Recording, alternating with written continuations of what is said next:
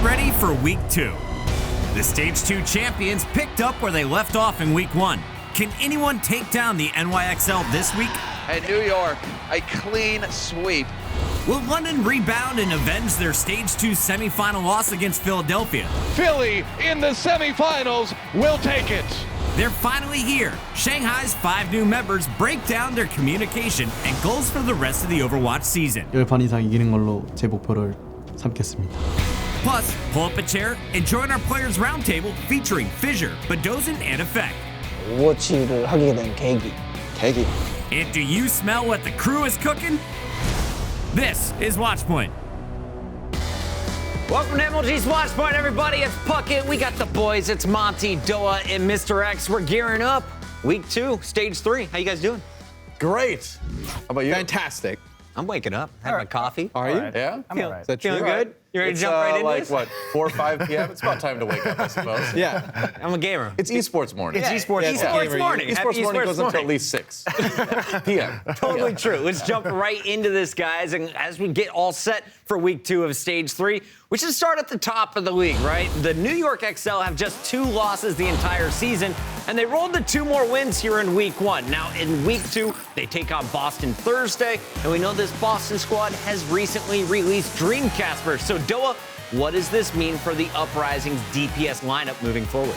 Well, I think it's going to mean a lot of changes, actually. They've got one more DPS left. His name is Mistakes. He's actually quite a good player. He's a very good tracer. Obviously, Striker kind of fills that role right now, but he could transition to more of the Widowmaker in certain comps. The big thing about Mistakes, though, is that he plays Sombra. It's his most played hero here, and with the league sort of trending towards a lot of Tracer Sombra anyway, I think if Boston is a little bit agile in terms of how they decide to practice, what comps they decide to focus on, they might be able to transition out of this a little bit easier than I think people expect, but no doubt this is a big hit for the team, rather. I think it's going to be tough for them in the coming weeks, but it's not maybe the end of the line completely. I like what you're talking about. I think you're absolutely right. I agree when we talk about mistakes on Sombra, but I have to come in and murder some hype, Doa. Of course. It sounds good. I expect nothing. The I hype expect killer nothing is less from back. you.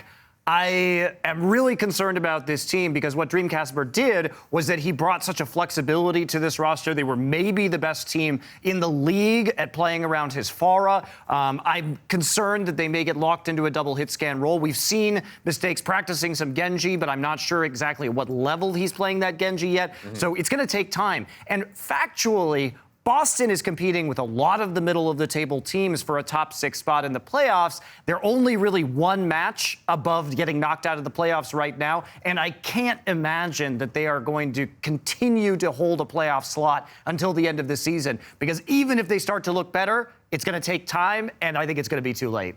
I can't argue with you, but why do you gotta make everybody feel bad? It's going to be tough. Bring it down? It's going to be tough. So, Mr. X, let's talk about this, though. If anyone is going to cause problems for New York, who has looked so good recently, who is it from Boston to do it? I think, you look obviously with Dreamcasper not in the lineup anymore. I look at Gamsu. I think Gamsu, the main tank of the Boston Uprising, has been very good throughout Stage 1 and Stage 2. You kind of saw Boston lose a few games at the beginning of Stage 2, and it's because Gamsu's not there. He's not that rocket, the main tank. I think the main tanks on NYXL are very, very good. But I think when you kind of compare these teams' support and DPS, I think NYXL has a very, very clear advantage. I think the one place they can kind of shorten that gap is with the tanks. I like that call on Gamsu. Let's keep it moving on with another intriguing matchup. In Week 2, we're going to see the battle between Seoul Dynasty and the LA Gladiators. Now, both teams went 1-1 in Week 1.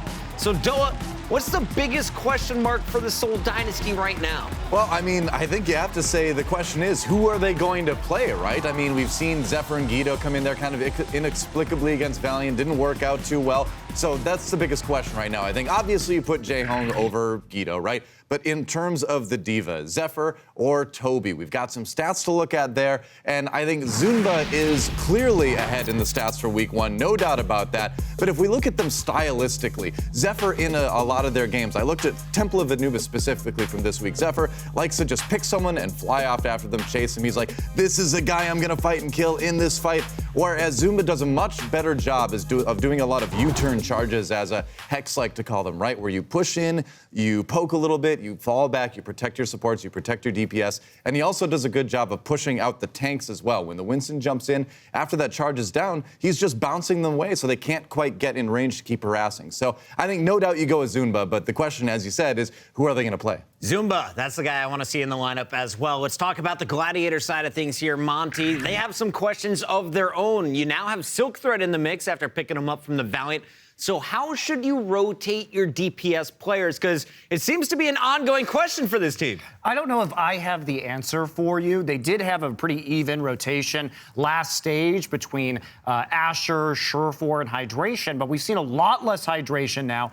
It seems like they're using Silk Thread because he can play more of the hit scan heroes like Sombra, in addition to stepping up on some of the projectile heroes like Genji and Junkrat as well. So I don't think he's as strong at these heroes as Hydration is, who's among the best in the league, but he does offer more versatility. However, this experimentation did come at a bit of a price. They did lose to the San Francisco Shock. So I wonder if they're going to go back to their old way of thinking, or whether they're going to stick with Silk Thread, because I just don't know if I have the answer. I don't have enough information yet, I think, to make that call. All right, we'll see what they decide to play moving forward. Mr. X, we saw the Valiant 4-0 the Dynasty last week, so let's talk about the weaknesses that the Gladiators could potentially exploit. I go back to the main tanks. I think, Fisher versus Miro is going to be a big-time battle in this matchup, and I think you gotta like Fisher when it comes down to it. He does a tremendous job of pressuring out the other team's backline. Soul, I think, has struggled at protecting their own backline at times, or protecting Fleta in general. I think Fisher can be extremely aggressive, push onto them.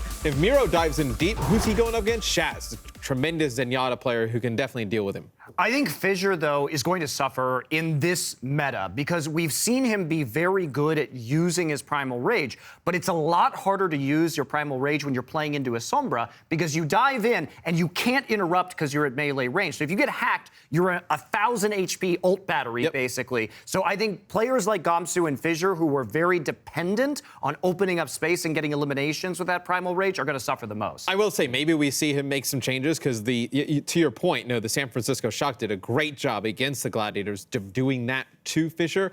I think if you're Fisher, you probably went back, watched some of that tape. You got to adjust your play style. Look out for the Sombras, for sure. All right, let's keep it moving on to Saturday because we got a big one. The Stage 2 semifinal rematch is going down between the London Spitfire and the Philadelphia Fusion. Now, London actually hasn't won since that playoff match against Philadelphia. They're 0-2 to start off Stage 3. So the question for me right now, Monty, can Philly beat London again this week? Okay, there's a lot of caveats here. The hype killer. Because I don't know what roster London's going to be running, which always messes with my predictions.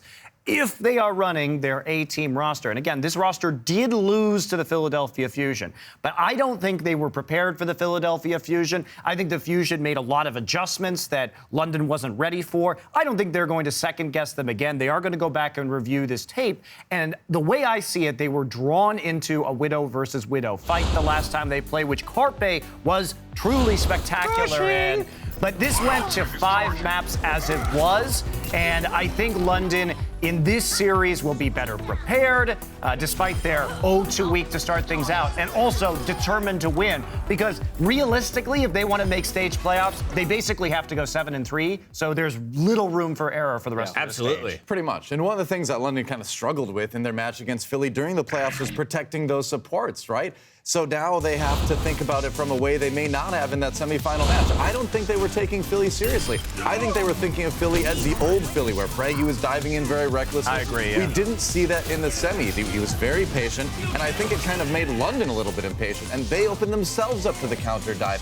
So if you're going to protect the supports, if you're London, you watch out for the Fraggy dive. You be aware of when it's probably going to happen now, which is when you're going to be a bit more vulnerable instead of immediately every time. And then you make sure that you yourself don't get baited into it. I also think it's unreasonable to expect Bird Ring to have another off day. That was probably his lowest low in Overwatch League. That's been an uncommon performance, and I don't think it will be duplicated this time. On the other side of things, you also can't expect Carpe to slow down at all. The man's been on fire. And the big boon here for the Philadelphia Fusion is, for this match, you get EQO back. He's back off of his 3-game suspension. So, Mr. X, how does his return impact the match? I think it impacts the match just depending on what London decides to do. If London's going to opt into the Widowmaker battle with Carpe and Bergring, I think they'll probably have Smillo play a ton, and you'll just kind of keep that Widowmaker battle going for Philadelphia. If it's going to be more of a dive game, I think we see EQO come in. His hero pool's much larger. He can do a lot of different things, whether it's Pharah, hit-scan heroes, Junkrat, Genji. So I think it'll definitely determine on what London throws at Philly, how much he'll play. All right, well, we'll have to wait until Saturday to see how this one shakes out, but we won't have to wait to hear how the players think it's all going to go down. We spoke to the Spitfire and the Fusion about their big stage playoff rematch. Philly, the biggest surprise of stage 2. This London squad, stage 1 champions, looking for the repeat. Oh, no! Double kill with the pulse bomb. That's going to be a double. Philly will take it. Going against London, I think it's going to be like a revenge match for them, I suppose, from the stage 2 semifinals. 저번에 필라델피아 때 져가지고 타이틀 매치 결승을 못 가는데 이번에 다시 만나게 된다면 꼭 복수하고 싶습니다. Spitfire undefeated coming in on Hanamura and Route 66. The Fusion will take both of those. Absolutely crazy. Gesture and Prophet in general is like a really scary duo. Oh boy, that's a big earth shatter for Gesture. When they are playing their best, they are like really good. They like flank a lot and pressure really hard, right? Philadelphia not ready for the level of aggression that London brings. 프레기 선수는 이제 제가 느끼는 걸로는 라인하르트를 이제 한국 아닌 다른 국가 선수들 중에 제일 잘하는 정도의 급의 선수로 알고 있고. Oh, we're going pure fraggy right now. Beautiful charge. 필라델피아에서 넵튠 선수는 딱히 생각 안 해도 되는 선수인 것 같아요. Oh, the charge. He doesn't have like weaknesses at all, but we can like pressure him and try to like shut him down. Off it, looking to hit a big graviton surge. Oh man. We shut him down, and the rest of the team don't do anything about it, then we're gonna win. Profit down. That is a massive win for Philadelphia. I hope it goes the same way as in the semifinals of stage 2. 필라델피아 선수들 옛날 기억나게 4대0으로 이기도록 하겠습니다. This match has been way more hype than I think anyone was expecting. Philadelphia is still looking to make a move in the season standings because so far it's New York, London, and Seoul with the stranglehold on the top 3 spots. Now, numbers 4 through 7 are pretty tightly packed right now with the Gladiators gaining ground on that group. Now, one team in the 4th through 7th range is the Los Angeles Valiant. This squad was very impressive last week, and that's where we're going to start this week's 6-stack. After their much-talked-about roster shakeup, the new-look Valiant went 2-0 in Week 1, defeating a tough Seoul Dynasty squad in the process. Doa, should the LA Valiant incorporate the newly acquired Bunny into the lineup or keep riding the hot hands like Soon? Well, I think this is like the kind of problem you want to have as an Overwatch League team, right? You're doing great already, and then you've got Bunny on the bench, too. This guy's a great Tracer player. He's good enough that obviously you give him reps when you do that. It's kind of hard to say because they are performing so well right now. But I say if you've got a game where you want to run like a Tracer Widow comp, you put Bunny in on the Tracer and you let Soon play Widow. I think that could work out pretty well. I just say, yeah, give him a shot. Give him a few games. If it works out, great. I think it probably will. If it doesn't, then you've already got a good lineup to fall back on. All right, good test for you there. San Francisco shocked the Gladiators to kick off Stage 3, thanks in part to a strong DPS play from Dante and Sinatra.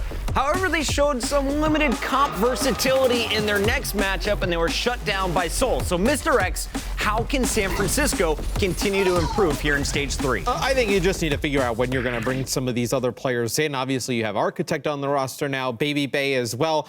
They primarily are going to play Sinatra and Dante in that Sombra Tracer lineup. I think for maps like Ilios, for instance, I think you need to play Baby Bay. Whether you take out Sinatra and you give up your Tracer, I think you probably leave Dante in because he can play Sombra and Tracer in that lineup. So I think just incorporating a little bit more Baby Bay onto some of those Widow-friendly maps. I like that call. The Fields experiment with Seagull on tank and the acquisition of Unko produced a victory against the Dragons last week. However, they continue to struggle against the upper echelon of teams. So, Monty, with the debut of OGE coming in, does this help stabilize a team that's been missing their main tank? Well, I can't answer that question, Puckett, because I actually have never seen OGE play with the rest of these players and seen very little of him outside some streams overall. But what I will say is that Kai was tweeting to me and saying that he's going to be the primary shot caller, and they're really looking to him for that in-game leadership. His English skills are already very good from playing on the North American server and trying out for a bunch of Overwatch League and Contenders rosters. It'll take some time, as any addition of a new player, particularly a new shot caller, but I at least have hope, and certainly the Dallas Fuel leadership also is putting a lot of faith in him. I met the guy at the signing. He's pumped to play. Keep your eyes on OGE. Also, keep your eyes on the Outlaws. They look great against London, pulling off a huge 5-map victory.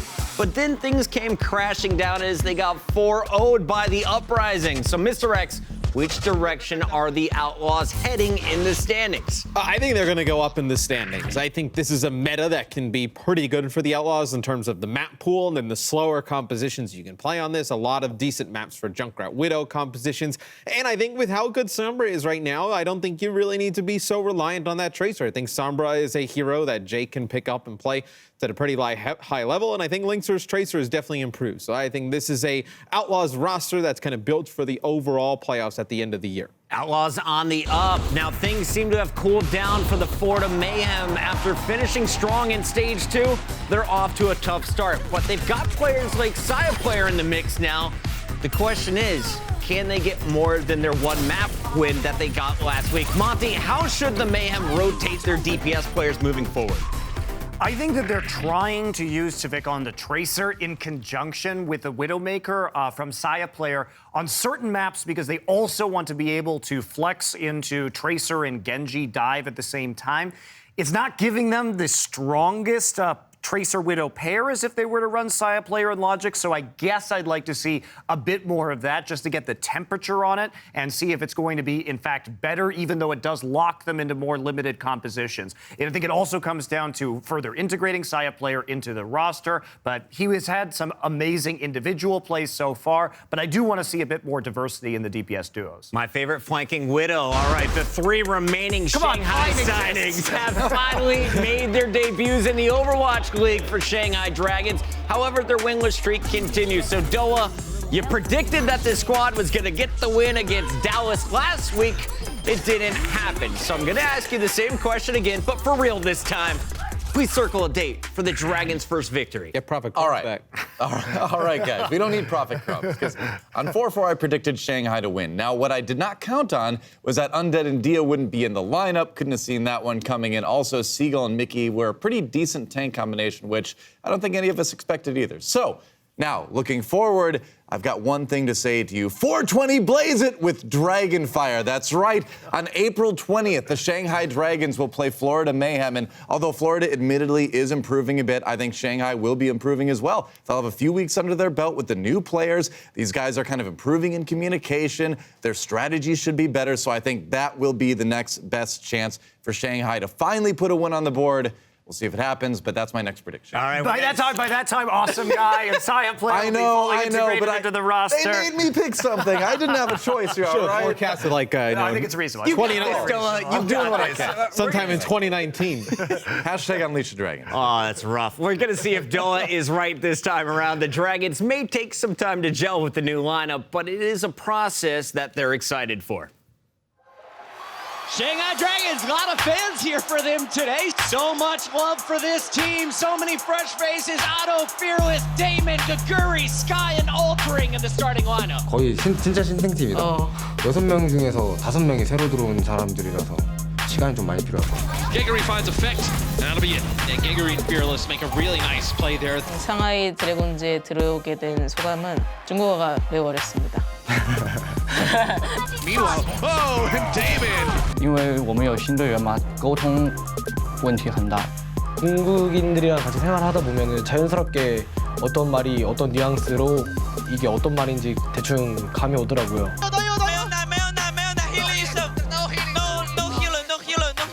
个人的话，只能说让自己变得更強。 Shanghai is quick. Maybe they can turn something into this. 좀 많이 어렵지. 재밌고 어려워요. 네, 재밌어요. Shanghai, they get it done. They got it. They're starting to move the payload in. 저희라면 바꿀 수 있지 않을까. 저희라면 가능할 수 있을 것 같아서 저는 좀 10판 이상 이기는 걸로 제 목표를 삼겠습니다. 상하이 드래곤즈의 목표는 언제나 같습니다. 제가 들어오기 전에도 제가 상하이 드래곤즈를 응원하면서 생각했던 것과 무조건 첫 승입니다. They put an end to their 24-map losing streak. Really refreshing to see. And you have a very solid roster on here. They are miles above of where they were in the previous stages. The newest Dragon has had the biggest impact so far, as Damon's Widow is in the top 5 in a few categories, including 4th fewest deaths in Week 1, and Shanghai gets their next chance for an elusive first win Wednesday against the Gladiators.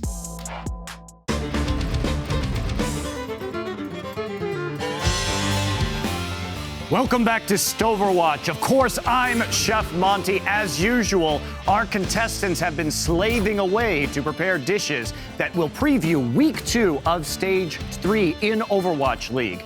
Now, it's time to see if any of them have a single chef's bone in their bodies.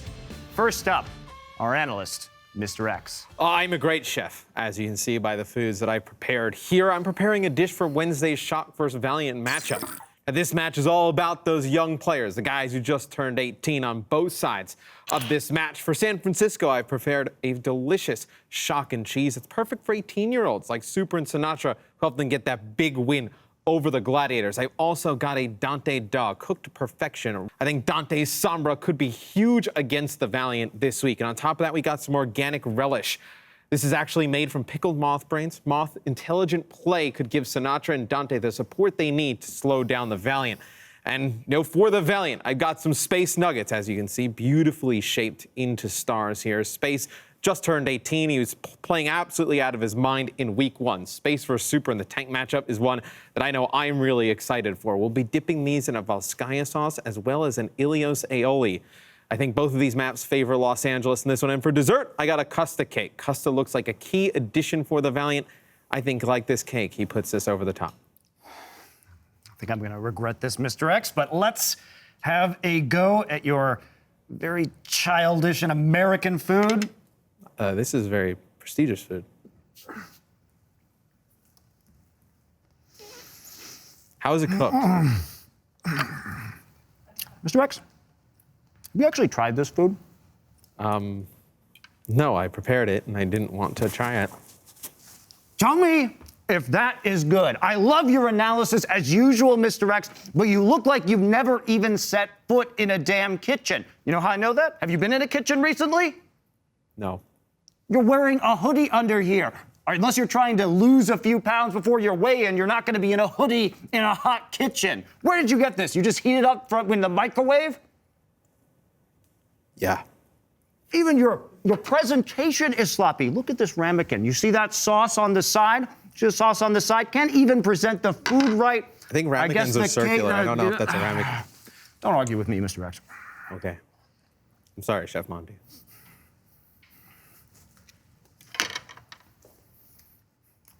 Store-bought, isn't it? No. Definitely not. You know that the Valiant and the Shock, they may be young. So you start there, you have that concept. But these teams, they didn't just bring in these players and reheat them. They have been lovingly creating and molding these young players for months now. And this isn't even a vague representation of the food or their team. So you didn't like the cake? I'm done with you, Mr. X. Oh, what have you got for me, Doa? Well, I feel so much better now after watching Shut that. up. Just tell me about the food. Well, thank you for joining us, Chef. Guess what? It's a barbecue battle, Dallas Fuel versus Seoul Dynasty. Let's start with Dallas. I'm very excited about this. A bold new direction for the meat of this team, OGE ribs. You got a half rack here. It's kind of, like I said, a new direction to go, but I think it's substantial. I think it's going to be able to sort of bring the flavor realm into a new universe of wonderfulness. That is actually a glaze of Mickey sauce on the top. It's something that has, I would call, the comfortable flavor of experience, right? It's looking good. Yeah, you can see it's cooked all the way through there. delicious looking. It's incredible. So along with that meat, right, you got to have the potatoes. And what more potatoey sort of player do we have on Dallas Fuel than Harry Hook, man? He is the standard. He is the one you always want in the lineup. You can never go wrong with a baked potato, but he's going to have to step it up a bit, kind of spruce it up a bit. Dare we say bam maybe for that? Bam, brown sugar. Bam, regular sugar. And we have ketchup too. Bam, bam, bam. And you know what? That's what Harry Hook's going to need to do, step it up a bit in his performance. Now, to end things off, something that you may expect, but a bit of a different flavor on, a little bit more sugar in there. That's going to be Unco's baked zenyatta beans, right? This is a guy who's a bit new to the roster, but I think if he steps it up, if he works a bit better with the team, maybe this could be a meal to die for. Now, on the other side, we have Seoul Dynasty, right? A different type of barbecue, Korean barbecue, specifically Jaehong and Toby Korean barbecue. Jaehong is the meat here, man. He is the one doing the damage. He is the one making the big plays a lot of times. He is not the problem, despite what some analysts on the desk may have said in the past. And of course, a marinade from Toby, kind of directing the flavor, shot calling where it will go, if you will. You know, timing out things a little bit. Bit of vegetables. Tank plays important. Miro's good. He's a broccoli. He's going to generally keep you pretty healthy. But it's more about the Fleta Munch Kimchi Bokkeumbap. And if you're not as familiar with the Korean language, Bokkeumbap means fried rice. So that's what this is. It's got a bit of heat to it. Dare I say, more heat than Dallas may be prepared for. From the outside, I have to say, this Dallas Fuel Texas barbecue just looks like a disaster. I mean, look, you poured ketchup everywhere. But, you know, I take a look at this and you can see, as you said, there's some good meat and bones in this Texas barbecue. So it gives me some hope that it might be all right. Whoa. How much salt did you use in this Texas barbecue, Doa? There's a lot of salt in there right now, I think. Did you spill like an entire shaker of salt in there? I got some directions on the internet, and there was a lot of salt. Oh man, that's a pretty bad mistake there, Chef Doa. I've definitely had better Texas barbecue. There's a place called Outlaws in Houston that I'm quite partial to. It's almost like every single ingredient is crying out in its own different way, and nothing's really coming together. But you know, the cut of meat is good. It's cooked well, so I think maybe next time you give it a few more shots at making it. I think maybe we can do a little bit better. But let me just. Okay, I got a bit on the fork. Yeah. You made a mess. Don't worry. I understand. It's the energy. I understand. It's okay. You know? It's okay. So, obviously, I'm a big fan of Korean barbecue. Huge fan, in fact. Maybe my favorite food. Right. Okay. That's much better. Oh, yes. That's much better. Yes.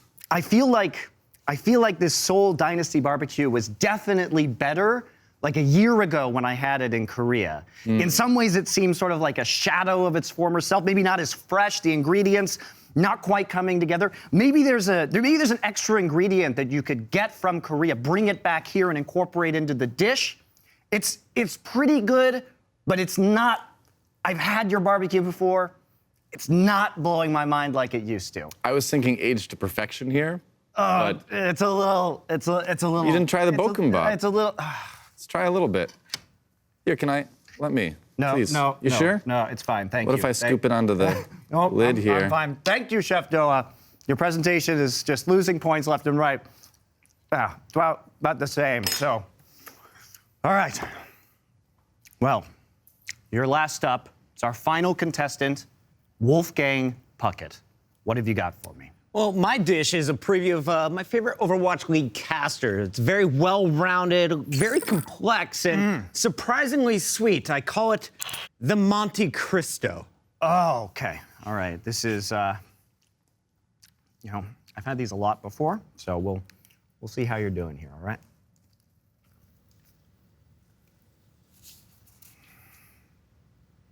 It's a big bite. Take it all in. Fantastic. Oh. You know, right here, Puckett. You see, what does it look like from the outside? It doesn't look like much, does it? It looks like it might be kind of bad for you, right? It's fried, covered in batter. But you know what? Once you open it up and you take a look at it, it's just amazing. Cheese, cooked meat. The ham really makes it, and then you added maple syrup. You know, sometimes you add that raspberry jam, and you even have the pickles with it. You get sweet, savory, salty. Everything is incorporated into this dish. This is beautiful. This is beautiful. Perfection. Perfection. All right. Thank you very much for your time cooking here on Overwatch. It's time to announce a winner. And our winner is...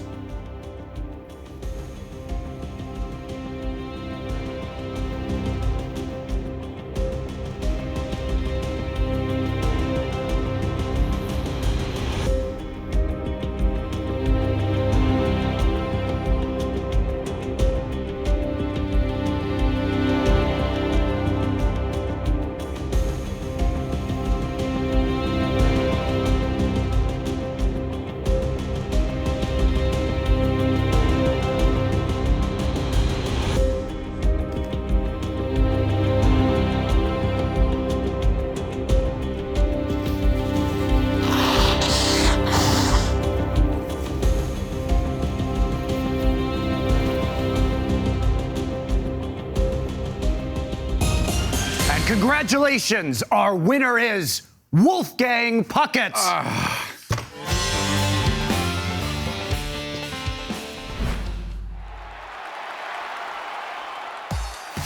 We are here finally ready to get things started in our inaugural season of the Overwatch League.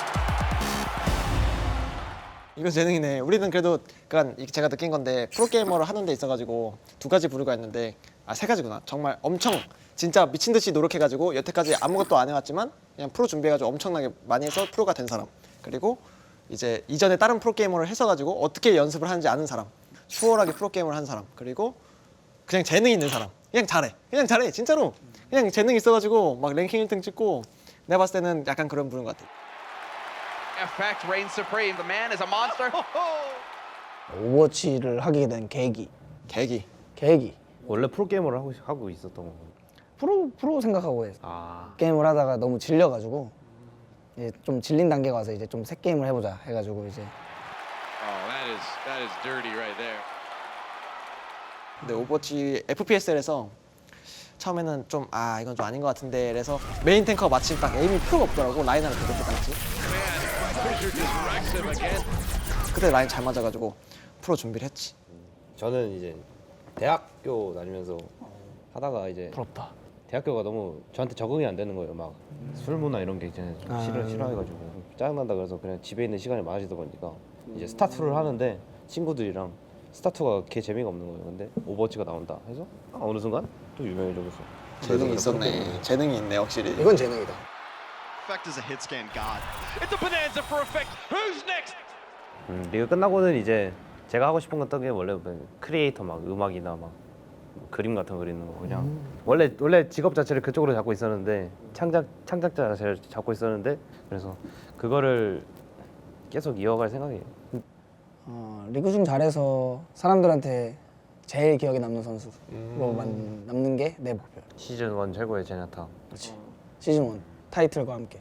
나는 개인적으로는 방송을 되게 좋아해가지고 방송 시청자 최소 1000명 계속 킬 때마다 난 그런 게 좀 유지됐으면 좋겠어. 난 그런 쪽에 좀 그게 좋아해서. A lot of people are excited to see a new main tank playing for the Gladiators today. This guy Fisher has been one of the best tank ever. 글래디가 이제 피셔님 들어가서 또 확 바뀌고 있잖아요. 완전 전체적으로. 솔직하게 말해서 글래디가 잘하는 선수가 너무 많아서 애쉬 선수도 미쳐가고 있고 슈퍼포드 위도 장난 아니고. 처음에 위도를 조금 못했어요. 그래서 제가 팩폭을 한번 했어요. 위도 못한다고. 위도 지금 좀 못하고 있다고. 근데 그때부터 슈퍼가 굉장히 잘했어요. 슈퍼가 진짜 연습 엄청 많이 하고 프로 게이머의 마인드로 엄청나게 연습을 해가지고 지금은 제가 봤을 때 농담으로 저희 팀원을 커버 치려고 얘기하는 게 아니라 저희 지금 모든 리그에서 위도 제일 잘한다고 생각합니다. 슈퍼가 지금. 제가 위도를 들어보면 또. 오. 그건 쇼프한테 전해드리겠습니다. 그 뭐 런던은 1등을 못 하고 거의 좀 맨날 1등 팀 1등 팀. London Spitfire will be your Overwatch League Stage 1 champions. 솔직히 휴스턴한테 졌다고 우리가 다 이게 약체팀으로 생각을 하면 안 되는 게 언제나 휴스턴한테 졌어요. 근데 항상 웃긴 거는 항상 휴스턴한테 지고 그 다음에 다 이겼어요. 그게 런던의 항상 강점이에요. 제가 봤을 때는 진짜 팀 상성이 조금 많이 심한 것 같아. 런던이 휴스턴이랑. 뭐 글래디한테는 저번에 한번 졌으니까 각오하고 이번에는 쉽게 안 당할 거고. 같이 있었어요. 아, 스테이지 모드 같은 팀이었거든요. 진짜. 진짜. 이거 너무 잘하시네. Fisher wanted to have that position in the starting lineup, and that's something he's going to get with the Gladiators. 아니 이게 내가 런던을 싫어해가지고 그런 얘기를 하는 게 아니라 왜냐면은 많은 사람들이 그런 이런 퍼포먼스. 그러니까 이펙트님도 똑같은 경험이 있었잖아요. 그 느낌 알죠, 그 느낌. 메타에서 메타를 이겼기 때문에 이렇게 포커스가 나한테 다 오는 느낌. 그때가 기분이 제일 좋았지. 그것 사람들이 드라마를 원하거든. 지금은 이펙트 선수 지금은 한국인 혼자 맞죠? 지금. 지금 당장은. 지금 당장 혼자. 되게 혼자라 좀 힘드실 텐데 뭐 동준이랑 뭐 오지 선수 보시면 더 잘할 거 아니까 화이팅하세요. 감사합니다. All three of those guys are playing really well right now, but Effect was the bright light for the Fuel in week 1. And if you look at his numbers, it's pretty darn impressive. Second most final blows is Tracer. He's in the top 5 in most major categories, including third in eliminations, and he's making great use of his ultimates. Can we discuss how that segment is not called Nerds of the Round Table for whatever reason? Oh, they ain't nerds, man. They cool dudes. I'm nerds sorry, are that cool has dudes. to change. I'm a nerd. They're a nerd. Embrace it, Monty. Exactly. It's cool these days. All right, now we get a chance to see Effect and the Dallas Fuel compete on Wednesday against the Seoul Dynasty. So let's find out who our analysts like in that matchup. But first, we got to peek the season standings for predictions. Very impressive stuff here. Monty has a comfortable lead with 104 correct picks. Mr. X and Doa a full 4 picks behind Mad Monty. So let's see if they can make up some ground this week. 78% accuracy. Monty emails his Saturday picks in on Sunday. That's why. That is a bit suspicious. Wednesday, it doesn't look like anybody's gaining any ground. Everyone's got the Gladiators over Shanghai, Valiant over the Shock, and Seoul taking out Dallas. So let's jump over to Saturday and see if you guys are still copying each other's homework. On Saturday, it looks like everyone's picking London to win the stage semifinal rematch over Philly. There we go. New York will take out Houston, according to you guys, but Doa and Mr. X trying to gain some ground here. You are going Boston. Monty is going Florida Mayhem. So I got to set this one up. 30-second face-off. Monty, defend your pick against the bearded one. Oh, you go first, Monty. Mr. X, the other bearded one. All right, the Boston Uprising were very reliant on Dreamcasper for the flexibility of their matchups. I think Gamsu is going to be struggling in a Sombra meta. Meanwhile, Saya Player and hopefully Awesome Guy should be better integrated into the roster by this stage. And That's my I think thing we right see there, the though. Florida I'm gonna go with that. trajectory. Awesome Guy, Saya Player. You're trying to work those 2 players into the roster. You haven't figured out your DPS rotations yet. You're only putting 1 new player in for Boston who can play Sombra at a high level. Boston doesn't have a so I think DPS they'll be rotation fine. right now. I think Doa's thumbs won that segment, and we'll see how this one plays out. Monty, you're crazy for picking Florida. Guys, that's going to do it for MLG's Watchpoint. Make sure to check out the Week 2 action. It kicks off Wednesday, 7 p.m. Eastern, 4 p.m. Pacific on OverwatchLeague.com, and, of course, the Overwatch League app. Thanks for watching. We'll see you guys then.